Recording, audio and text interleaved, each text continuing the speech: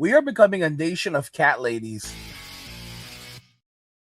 We are becoming a nation of cat ladies. So, guys, we know what the studies are saying, and the studies are not looking good, where half of all women in just 5.5 short years will be childless and single. This is going to have major implications for women going forward. Watch the end of this video to fully understand how this is going to affect women. And now let's just go ahead and jump right into the video. So we actually have some articles here. We have some articles from Pew, and we have some articles from elsewhere. This one actually comes from Evie, and it's 45% of women are expected to be single and childless by 2030 per recent projection. Recent data predicts, this article came out in 2023, recent data predicts that 45% of women between the ages of 25 and 44 will be single and childless by the time 2030 rolls around. The number of single women in the US is expected to rise 1.2% every year. So that's a massive detail right there. So every year, year on year, more and more women are going to become single. That's something that we need to consider. We're told by our culture that a woman who is unmarried and has no children is empowered and in charge of her own life. She has escaped the unnecessary burden of raising a family and being a slave to her husband. At least that's what our society has convinced us. Sadly, many women have adopted the modern feminist lifestyle and have chosen to sleep around, terminate unwanted gestations. So basically, they don't want to have they don't want to, continue on with pregnancies. If they unexpectedly get pregnant, and swear off marriage. But these cultural trends are going to have a tremendous impact on the future of American society. Morgan Stanley, the bank, estimates that 45% of women in their prime working years, ages 25 to 44, will be single and childless by the time 2030 arrives. In 2019, Morgan Stanley published an article outlining women's impact on the American economy. The number of prime working age women in the US has been increasing steadily, and most of them are single and completely focused on their career. These women will continue to have a greater representation in the workforce, helping to boost wages. Economist Ellen Zentner explained in the past, education or lower paying occupational choices largely drove the pay gap. Today, motherhood is by far the largest contributor to the wage gap, since women who become mothers often choose to stop working or work fewer hours. But it looks like there will be fewer and fewer mothers over the next couple of decades as women choose to commit themselves to work rather than start a family. The number of single women in the US is expected to increase 1.2% every year from 2018 to 2030, compared to a 0.8% increase for the overall population. This is likely going to result in 45% of women between the ages of 25 and 44 who will be single and childless by 2030. This is an increase from 41% of women in that age group being single and childless in 2018. So keep in mind, it's already 41%. These shifting lifestyle norms are enabling more women with or without children to work full time, which should continue to raise the labor force participation rate among single females. Zettner says single women spend more time than the average family. Single women spend more than the average family household, especially when it comes to travel, nightlife, eating out, skincare, and beauty, shopping, real estate, retail shopping. So, of course, economists will attempt to frame it as a positive light that nearly half of women are single and childless, and it can only be good for the economy. So, guys, this is a massive factor to consider this, right? Single women spend more than the average family household, especially when it comes to travel, nightlife, eating out, skincare, beauty, and retail shopping. So, guys, this is insane. This is not something to celebrate. Women who are single, do not have a family, are spending more than the average family household. If something doesn't look wrong with that, I don't know what does. Use your heads very carefully. This would basically mean that even in a household where you have a man and a woman working and they have children, the average single woman is spending more than it costs to take care of an entire family, the man, the woman, and the children, because they are spending excessive amounts of money on travel, on nightlife, on eating out, on skincare, on beauty, and on retail shopping. Guys, they're spending more money than they actually have. It doesn't take a genius to realize this. They're spending more money than a man and a woman and a family combined would. Hence, they're burning through money rapidly. They're racking up large amounts of credit card debt. This is an extraordinary gateway to poverty. These women have barely any savings money put aside, and they have no financial literacy. They're heading to, guys, they are heading in an extremely bad direction, and the economists are basically celebrating it. The banks are basically celebrating and saying, hey, you're going to be working for the rest of your life. Because that's what the prediction is, that these women will not get married. They will never have children. They will never form a family unit. They will remain in the workforce for the rest of their lives. We all know there will be no Social Security for millennials and many Gen Xers. That's why most Gen Xers are probably going to take Social Security at 62. Like the ones who are entering into their 60s right now, they're gonna jump on that ship immediately. Like, they're literally gonna be out here like, give me my fucking money. Give me my fucking money. That's where we're heading with Gen X right now. We can tell right off the bat that's what they're gonna be up to. Because we know it's not gonna be around a lot longer. Okay? And Gen Z is like pissed off because they don't even have enough working hours yet, but they want their piece of that pie. And millennials are just basically caught in the crosswind. I mean, this is crazy stuff. I've come to kind of like accept something when it comes to women is they operate entirely on feelings.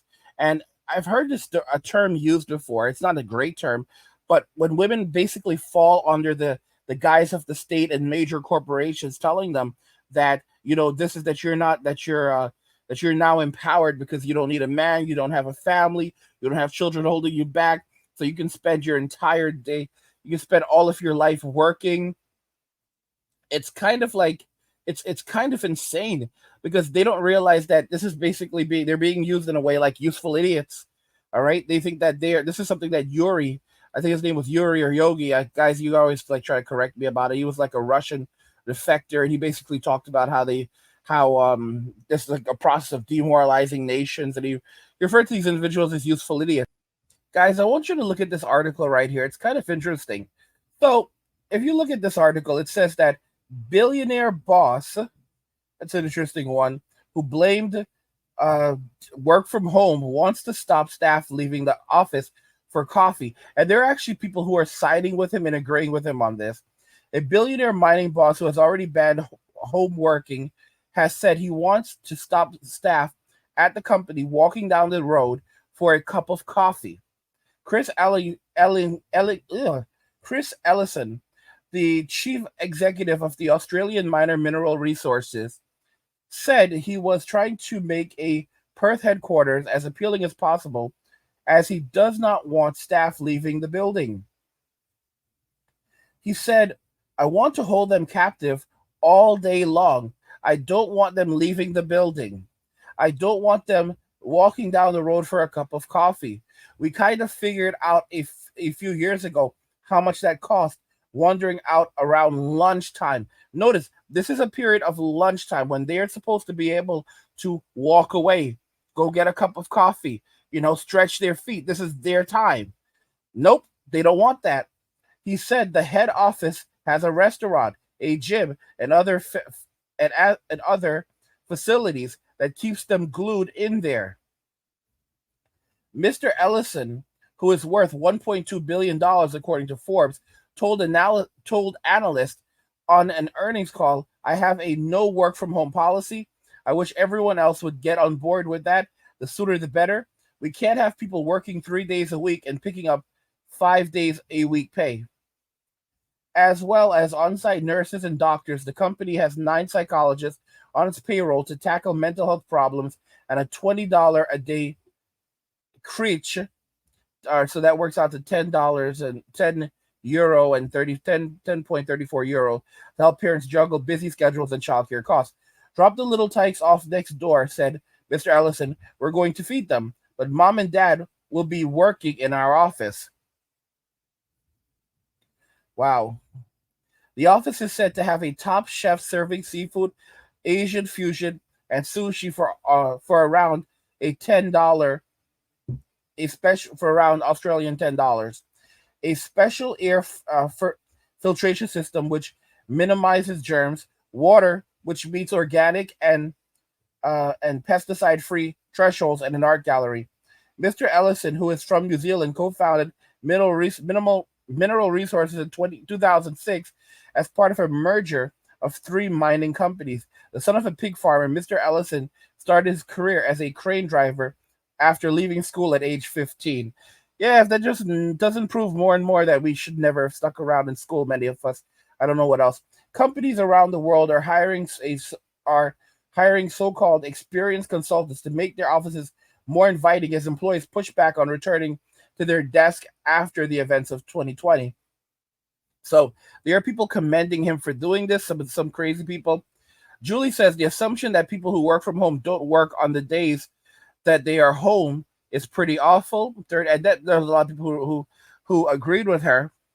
But then you had people like Brian who said, so you are upset as he wants you to work when you are on the clock. Most places don't let you leave the premises unless it's your lunchtime and you're clocked off.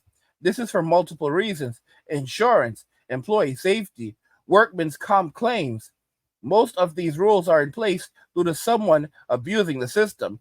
To say everyone works at home better is naive at best. No, of course, not everyone works at home better. But his goal, all of these things that he's doing in the office, has nothing to do with him caring about his employees and everything to do with creating a nice prison for his employees. Basically, we do not want you stepping foot out of this building while you are on hours. When you come here, you will never step foot. Do not leave the building. You are our prisoner. It's a very nice prison. There are many of you who are like, oh, angry, you're missing the point. I would love to be in that prison. Guys, it's a prison. It is a prison. You are not supposed to leave the building. They deter you for leaving the building. They will penalize you or make your life more miserable if you step foot out of that office. The goal is to keep you locked in there at all times, to keep you constantly engaged in working. That is a miserable way of living, okay? It's a miserable, miserable way of living. It's a sick and sadistic thing because they do not want you to have any other thought other than constantly being engaged all day long. Even on your lunch break, they don't want you stepping outside. I'm telling you, guys, it sounds nice right now, but gradually what they do is once they have you locked in, and it becomes the cultural norm of having people constantly in office and they cannot go anywhere, they begin to reduce the perks gradually until it looks more like a normal prison where you're eating cold sandwiches but chained to your desk. And that's the culture. When you step in, you do not step out until the day is over. It's prison. It's a prison. Right now it looks like a very nice prison, but it is absolutely a prison, guys. People need to wake up and realize this. And this whole situation is, guys, we are becoming a nation of cat ladies. Women are going to find themselves old, alone, desperate, without a man, without a family. They will not enter into the family unit. Guys, that is a biblical curse. I want you guys to understand the notion of this. Did not enter, when Cain was cursed by God. I remember reading, I believe, that he was barred, basically told that by God he would not be allowed to enter into the family unit. And even though he had children, he basically became a wanderer for his entire life. He had a family, but he was not allowed to enter into the family unit, and he spent his life wandering from place to place. And it's intriguing because there's this notion like, oh, women are going to be just fine. A lot of these people are going to become wanderers, because they're not going to, they're not going to be able to work for the rest of their lives. Many of them are going to burn out by the time they're in their 50s. Many before that. Gen Z is not going to.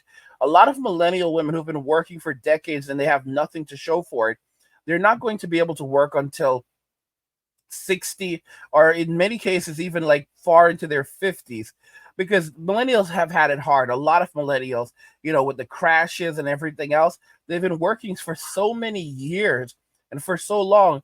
A lot of they weren't exactly built for this type of thing. So they gave so much of their lives between school and so forth. They're not going to be able to keep pushing on beyond a certain point. Like, they're going to crash out. They have to, because they've given too much. Gen X, on the other hand, is a little bit different because Gen X has been working from day one. But even a lot of Gen X women, they're not going to be able to keep on doing this forever, guys. There's a thing such as health, like health in this world, right? And we get sick. People get all kinds of things. For example, there's a BREAST That's a legacy left over from Susan, where we can't even say the actual word. And a lot of women, especially millennial women, are coming down with these things. They're less healthy than previous generations. And also some Gen X women, and of course, Gen Z is cooked. They're finished. So these women are not going to, a lot of them are not going to be able to keep pushing on even over the next 10 years. They're going to basically drop out of the workforce. They are not going to have a husband. They're not going to have a family unit to rescue them. And they think that socialism is going to save them. It's not going to. And then on top of it, these are women who absolutely HATE men, like, they do not like us. They're not going to have anything, and they think that Uncle Sam, the state, is going to subsidize all of their living by stealing the assets of men and reallocating it to them, or basically maybe shackling us and torturing us so that we generate enough wealth and resources for women, or confiscating our everything that we have. And I don't know about that. I think that the more likely event is that a lot of these women are going to be, not only childless and single, or if they have children, they will also be single. They're going to be homeless. They're going to be living in shelters. They're going to be living in extraordinary states of poverty, and no one is going to come and help them, and no one is going to come and save them. This is the reality that I absolutely do foresee. And it's a sad reality, but women have done it to themselves. So, guys, we actually have something for you: unlock insights on world events, wealth building tips, practical living advice, and social issues by joining my Substack. Plus, get your free copy of the digital nomad blueprint. You can visit the link below to do this. So that's pretty awesome. What do you guys? I mean, what do you think regarding all of this? We are becoming a nation of cat ladies. A lot of these women are going to find themselves childless, single, living in poverty, extraordinary states of destitution, because women were never designed to live without a husband, and this is the reality that they've created for themselves and that they have brought upon themselves. What do you guys think regarding this? Do you agree that a lot of these women are going to be facing extreme amounts of destitution, and the world global society is going to look at women in developing countries, like even the Philippines, are going to look at women in the United States over the next 5 to 10 years and ask, how did women in Western society end up in such an extraordinary destitute state? I've said this plenty of times, that the average man can live happily in a shoebox at the side of the road, but I don't think many of you guys comprehend what I actually mean. I don't think I comprehended the extremeness of this until some of you assholes reached out to me and you let me know. No, no, no, Angry. We are actually living in shoeboxes at the side of the road. What is a shoebox at the side of the road for a human being? This is a van. These are vans. These are RVs. Some cases these are even trucks. So a lot of you guys are living in vans.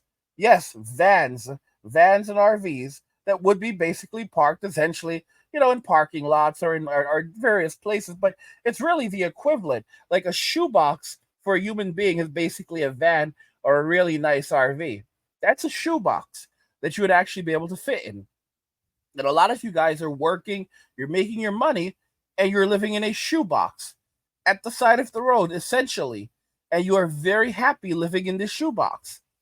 And you have tens of thousands of dollars piling up into the bank. And you have everything that you could want, everything that you could need, and you just don't care. And I have guys who are in their 50s and even 60s living this life right now. And I just don't think women understand where things are going. Like, their evil actions, the evil ways that they've treated men, the fact that they HATE us so much. Like, they've pushed men out of society, and they've swallowed all of this women's empowerment jargon. They did this to themselves. and they're never going to stop. They're just going to keep pushing and pushing and pushing, and even as their lives get worse, they're going to still keep on going.